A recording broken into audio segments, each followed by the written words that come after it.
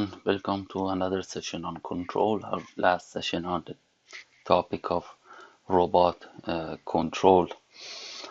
So far, we talked about PID and how the concept of a proportional integral and a damping term can be used to force a pendulum to come to where we want it to. And now we're going to generalize it and use this to control robots. In terms of a type of controllers that I've talked about, PID is a linear controller. If you remember from the equations, I assume that a pendulum equation is linear. And it's also for a very simple case of one link. But the fact is, because it's very simple and easy to use, it's very common in industry and everywhere. And people extend it and using for other tasks as well. For instance, controlling even complex robots. And the main idea behind this is that we assume that all the kinematics and dynamics of these robots are linear. And we assume they behave similar to the pendulum, like a second order differential equation.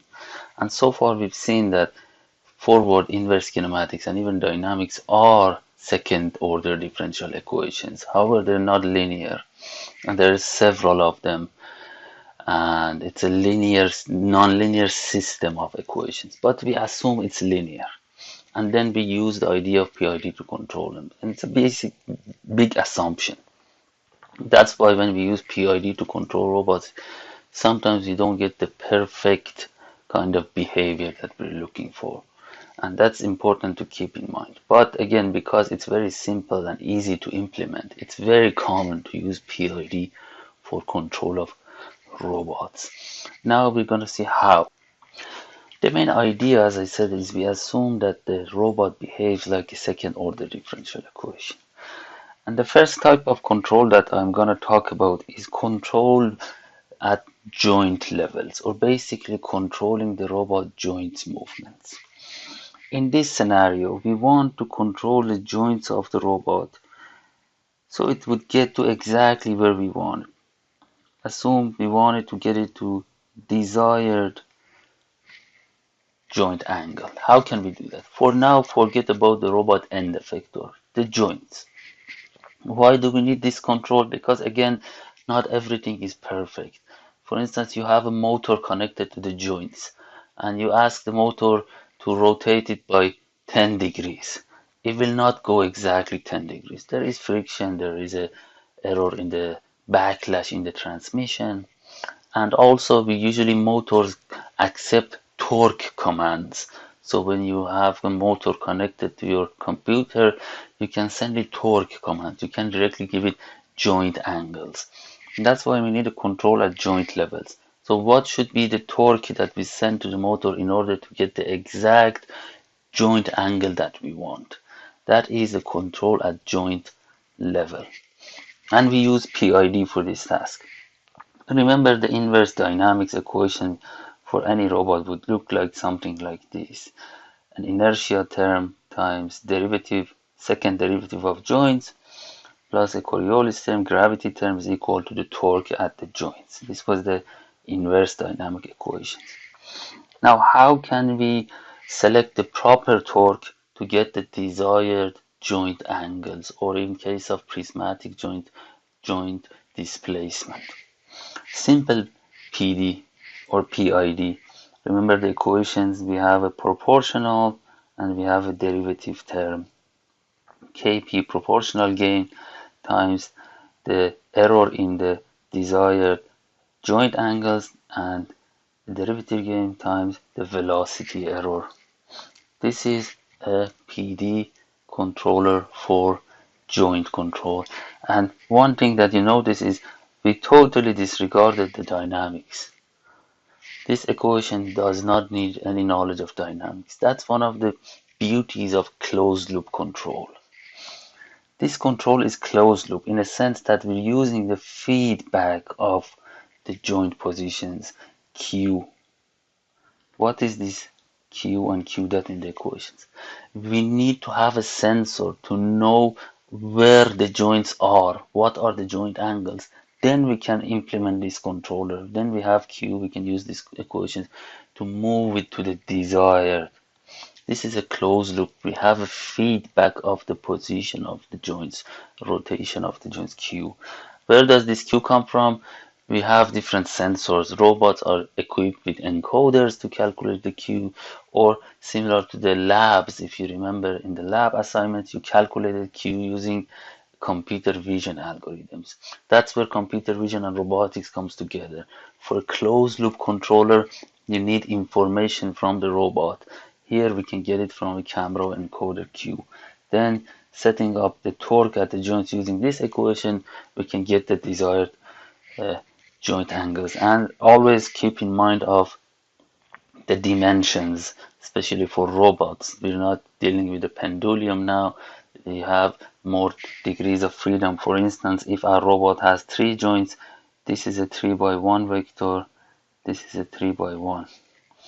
Your KP matrix should be 3 by 3, and the torque would be 3 by 1. So you get 3 torques for 3 joints. And one thing to always keep in mind that these gains for proportional derivative or integral always should be positive. So when they're matrix, they should be positive definite. It's important because that guarantees stability of the system. We're not going to get into details of why, but these should be always positive. For instance, KP could be an identity matrix. Identity is positive definite always. Or if you need a bigger gain, it could be a diagonal matrix.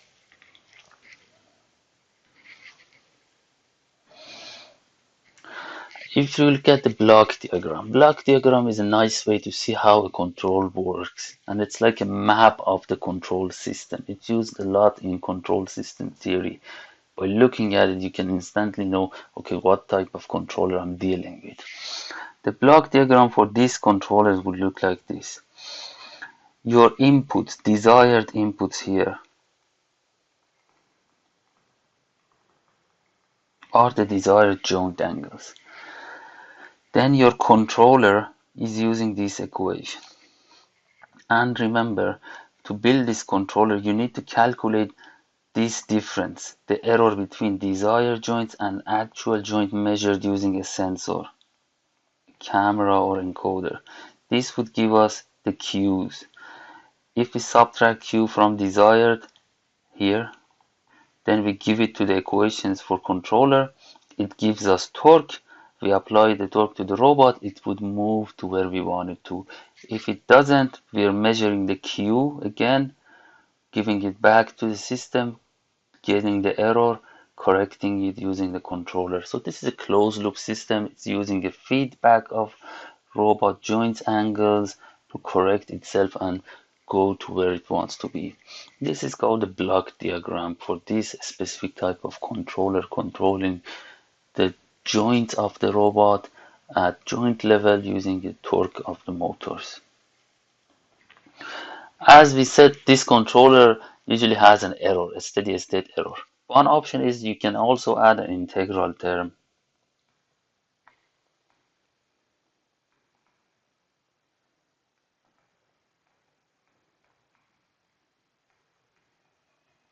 This would get rid of a steady state error. And as we said, this is a bit problematic sometimes. Another way to deal this, similar to pendulum, is using gravity compensation.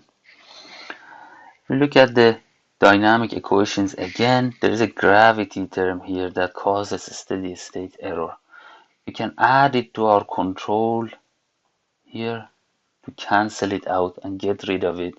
Then the steady state would go to 0, similar to the case of pendulum. Then the control equation, or sometimes we call it control law, looks like this. Proportional term, derivative gain plus gravity compensation. And you can check the block diagram again. The block diagram now would be a bit different. We have a gravity compensation. Gravity compensations needs to use the value of Q's and then adds a term to cancel out the robot dynamics, the term corresponding to the gravity. The steady state goes 0. This would be a block diagram for it. Okay, so this was joint level control. Now how about the robot end effector? How can we control the position of the robot end effector? We already had drive, inverse, and velocity kinematics. We're gonna use that. If you remember from previous videos, the equations for inverse kinematics of a robot, a redundant robot, would look like this. We use the concept of pseudo-Jacobian. So joint velocity is equal to pseudo-Jacobian times velocity of end effector. And we had this also null space term. If we wanted to do secondary task, we can use this. Now, how can you use this for control?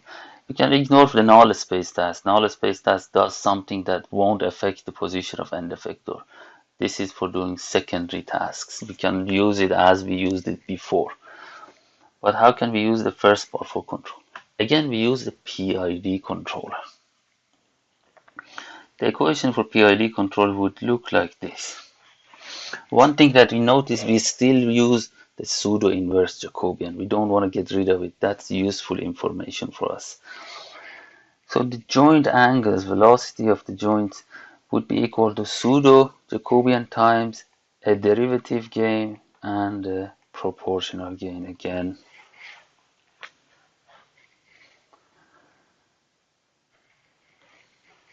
A simple PD controller. You can add I terms if you have a steady state error as well.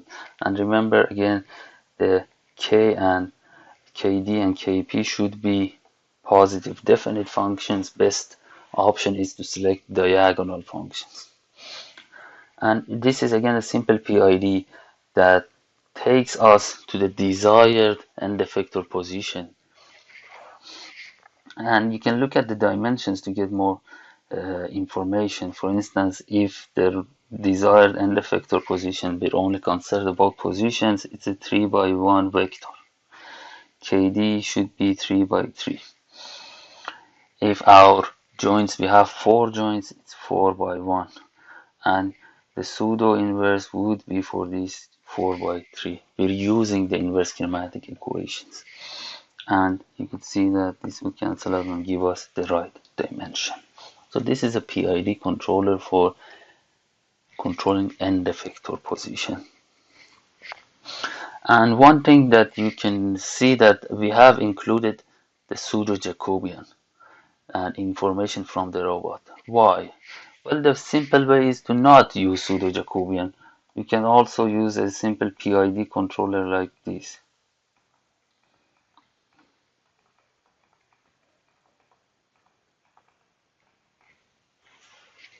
Right? What would be the problem? First, the dimensions are off. If the robot is, for instance, redundant, this is 3 by 1, this is 3 by 3, this is 4 by 1. Doesn't work. And if you change your KD to be 4 by 3, then everything will be wrong because you don't have the proper mapping from end effector to joints. So we should keep in the Jacobian and pseudo-Jacobian. It's a very useful matrix and we use it in control as well. So we always use this equation for the end effector control in PID. Pseudo-Jacobian is multiplied by the PD gains. If you want to do secondary tasks, you can still do it using Q.0. It won't affect the rest of the equation. You can look at the block diagram. In the block diagram here, our desired input is the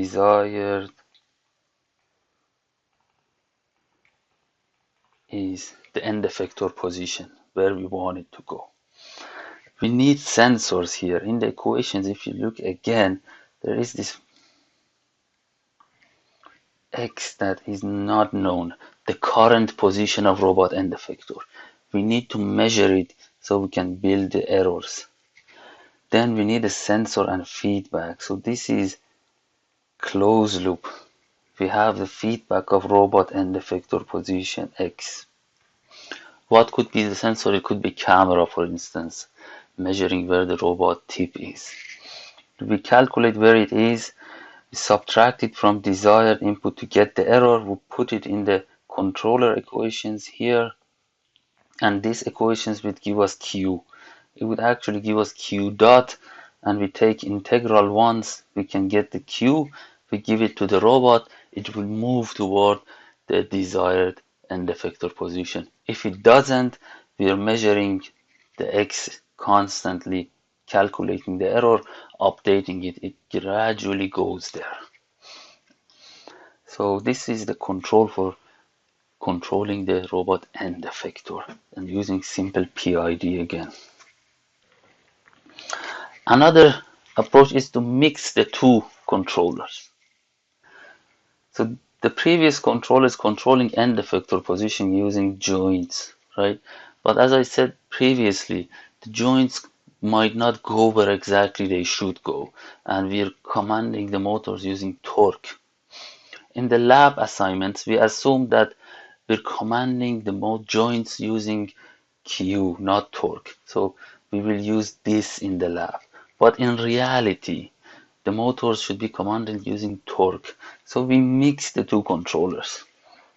We have one controller for end effector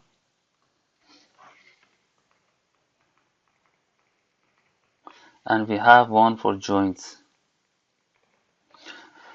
The joints controller needs measurements of Q to find the torque required for the motors. The end effector needs measurements of X end effector position to calculate the Q, and then we put them together to control this. So how does it work? We want the robot to go to the desired position for the end effector. We use this controller to calculate the Q's that would get us there. And remember, this controller is always using the measured value using a sensor, measured value of robot position, subtract it from desired position, we give it to this equation, get q dot integrated, get q desired q. Next step, we want to give this to the motors. Okay, now go there so I can get to desired end effector position. I said motors are not perfect and they accept torque as input. Then is where the second controller comes in. Now that we have the desired Q's, we are also measuring Q using sensor, actual joints, subtract it, get the error. Using the joint level controller, we calculate the torques, we send it to the robot. So potentially in the end, what are these two are doing is we're giving the motors the proper torque so that the end effector could get to our desired position where we want it. This is called a cascade controller when we're putting two controllers together. And this is very common in robotics when you're dealing with real robots. You need a controller for joints at joint level. You need a controller for that you build for position of the end effector. Now that we have seen the structures, okay, one question is, okay, what should be the gains, that Kp and Kd? How can we select them? One thing that notice that those really affect the performance and the stability of a robot. For a simple pendulum, there is no concept of instability really, but for robots, if the gains are not properly selected, it might become unstable. For real robot, it will oscillate and break at some point. So proper selection of those gains are very important. And in practice, we always start with very low gains and gradually increase them to avoid instabilities. Another thing is that gains also kind of show the amount of energy that we use. If you use really high gains, you're applying lots of torque at the beginning. Besides being dangerous, you're using lots of energy. So we rather keep them low. But how can we select these gains? What should be the number for the gains? I'm going to talk about some routine concepts that can help you select the gains. First, I want to introduce some concepts that we use to characterize performance of controllers. Using these, we can be able to select proper gains. One is concept of stability. What does stability mean? Stability is being at equilibrium, staying constant at a point, not oscillating. if a robot is stable, its position will remain constant. Or if it's following a trajectory, it will follow the trajectory without oscillating. And on a stable robot, if you're measuring the end effector position, it will oscillate and suddenly break. So that's one thing, stability. The second is accuracy. Is what is the final error? And we already seen this for a damper case. The final error is where are we, how far are we from where we want it to be. If this dashed line is our desired target point, and then the difference between where we are and this dashed line is our accuracy. Previously we called it a steady state error. This is another measure of performance.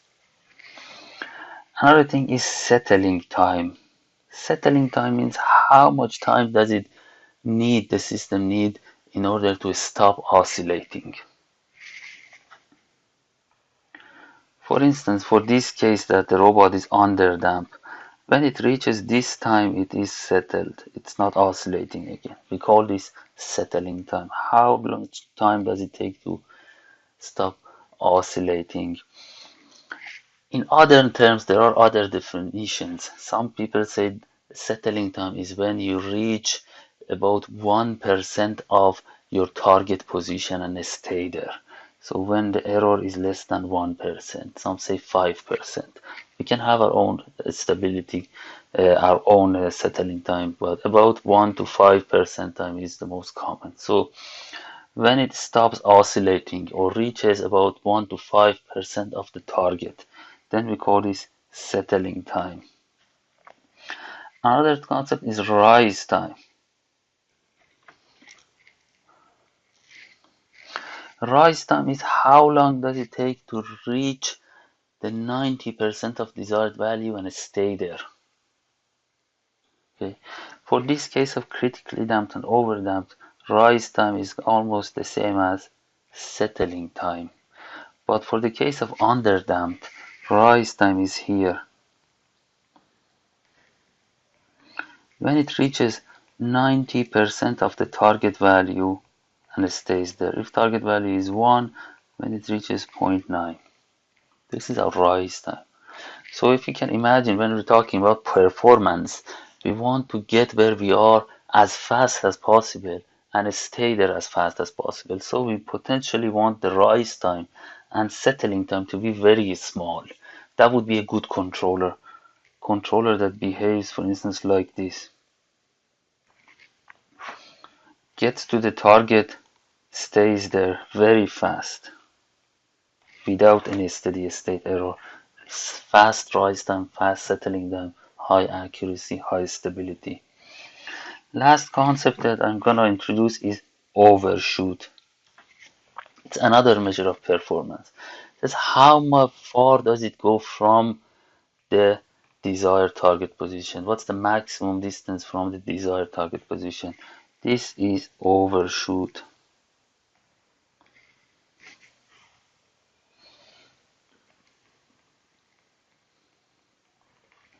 You can see that the case of critically damped and overdamped, they don't overshoot. But when underdamped, it overshoots, and we want the overshoot to be as small as possible. Because in the case the robot, it might damage the robot. For instance, go really far, break the joints and come back. So we want to keep the overshoot small. Now using this, we can characterize a good controller. As I said, a good controller should have fast settling time, fast rise time, low overshoot. Something like this. That's why usually having overdamped and critically damped is not favorable, because those have a long rise time.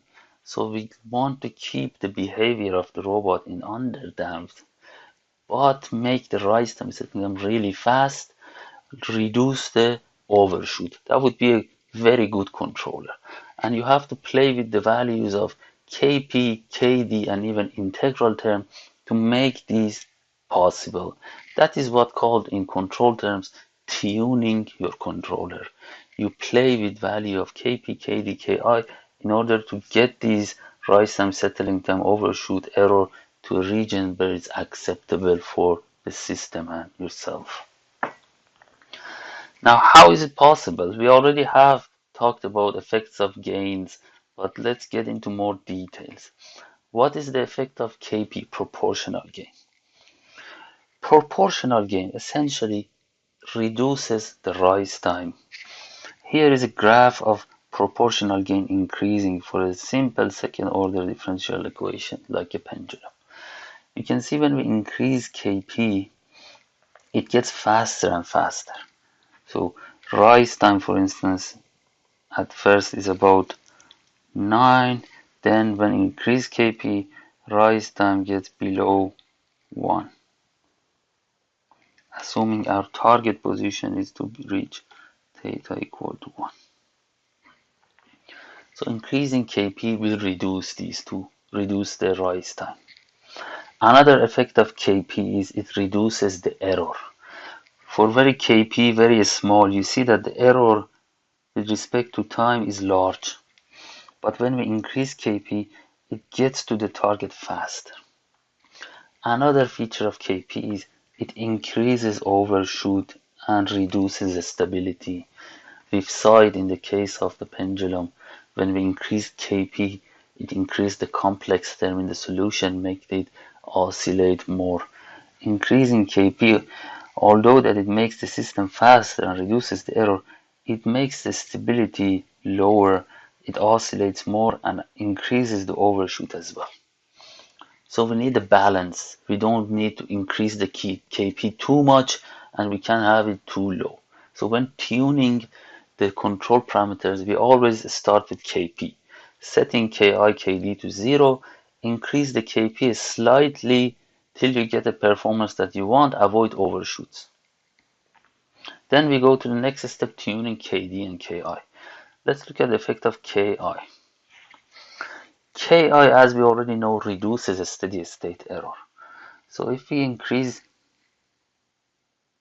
Ki, the error in the end will get smaller. If you have a steady state error, you can always increase Ki a bit. On the downside, Ki will also increase overshoot and reduce stability, so you don't want to increase it a lot. Its effect on settling time and rise time is not that much, minimal. So it's mostly for reducing that error in the end. And one thing to remember is the value for Ki and Kd are usually less than Kp. For instance, if your Kp is 1, your Ki, you should start it very low, like 1 over 1000 or even lower, because these can increase in stability really fast. You don't want to have large numbers. And now Kd. After Kp, Ki, let's tune Kd. What does Kd do? We've seen this before for the case of pendulum, but to remind you, Kd will reduce oscillations. If you increase Kd, the system will go towards the critically damped. It is helpful because it increases stability. So increasing Kd will make the system more damped, critically damped, and essentially over damped, as you can see here.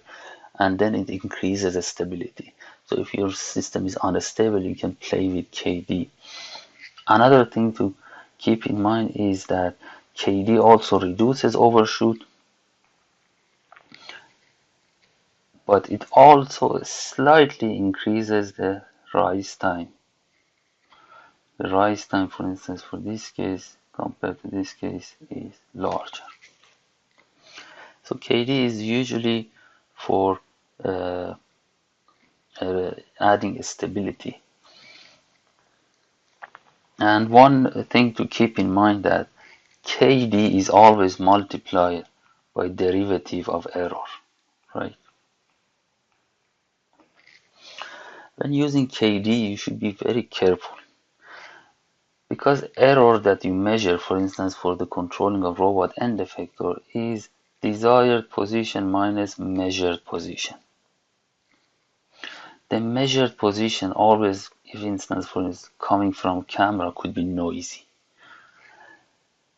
A signal that's noisy, when you take the derivative of it, the noise is amplified.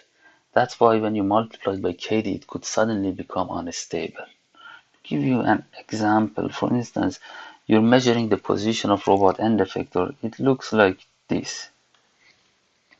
Comes from your camera. You know that already image processing has some noise and error.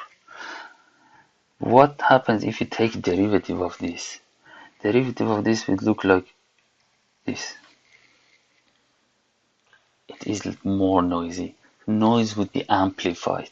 When you multiply this by kd and put it in your control equations, this will add massive noise to your system. That's why first use kd if your signal is not noisy. If it's noisy, you need to filter it using filters. And even though, keep kd value low because you don't want lots of noise to be introduced in your control system. To have a recap, PD controllers are really useful even for complex robots, although it's very simple. It works very good. You've probably seen this in the lab assignment. Usually, sticking with the PD controller is sufficient. We add I when there is large steady state errors. And remember, when you're adding integral term, you can always add it at the end to avoid wind up. And for a case when you're designing a system, control system, you have to keep in mind what is the task. And based on that, you can control your robot. For instance, if your task, your robot is in an industrial plant in charge of moving objects, you don't want it to be super fast. You can keep the proportional gains low and have a more stable robot to slowly go pick up objects. But some cases, for instance, you want a robot to catch an object. This robot needs to be very fast. Then it's okay to have overshoot, to have a robot that has high KP and KI to go rapidly grab an object. So depending on the task, you can think of how to select my gains and how to design your control system in order to get the proper behavior. This table summarizes the effect of gains. As I said, KP is usually important when you want faster rise time. And remember, it reduces or it increases overshoot, which reduces stability. And it has an effect on reducing the error. So play with KP when you want to reduce error and make the system faster. And always begin with playing with KP, keeping the rest zero. If you have a steady state error, add integral term. Integral term also reduces stability, increases overshoot. Its effect on settling time and rise time are minor.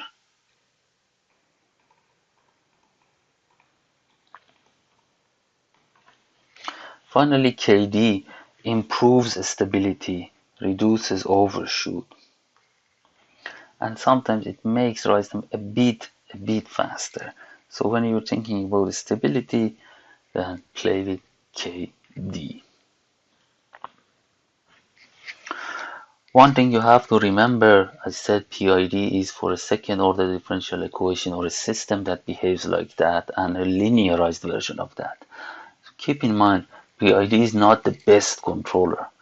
We have a whole range of controllers, as I said about in introduction, nonlinear, optimal, robust, adaptive that work better. But those usually need more sensors, you need more information about the robot and are more complicated, which essentially means they're less energy efficient. But you have to keep that in mind. Use PID for simple cases and know its limitation. It's not going to be perfect. And as I said, selecting the gains is very important, especially D term can increase noise, amplify noise in your signal. I term at the beginning can increase wind up. And another thing that last thing that we have to keep in mind is that everything we talked about was for regulation control. If you remember from introduction, I said regulation is where you have a desired set point and you want the robot to go and get there, stay there. This is regulation. How about tracking? What if you want to move the robot on a trajectory that is time varying? You can still use PID. So you're in the PID equations, you had the measurement of end effector position. You can have that as a time varying. So end effector position, desired end effector position, change throughout the time. You can use it for tracking. What PID is usually works with a lower quality for tracking because it is a bit slow. PIDs have a specific rise time, settling time. So it will have a delay in tracking. If you want to track that red trajectory, it would be a bit behind all the time. Unless you reduce the rise time and make it very fast. So it would be always a bit behind because there is a rise time. A PID needs time to get where it should be. One way to always make it better for tracking is reduce rise time, increase your KP gain. But as I said, that would cause problems for stability. So this is the conclusion for our control topic and generally the robotics topic. We saw how we can model mathematically robots, forward kinematic, inverse kinematic, and then we can use those equations in the control with the PID controller to ask it to do a specific task or go into a specific place to control the end effector position. And as I said, the field of robotics and control theory is a very vast, big field, but you have now the fundamental knowledge to start working with the robots. And if you want to get into more details in any of the topics, you can refer to the textbooks that I have mentioned on the course website. Thank you very much.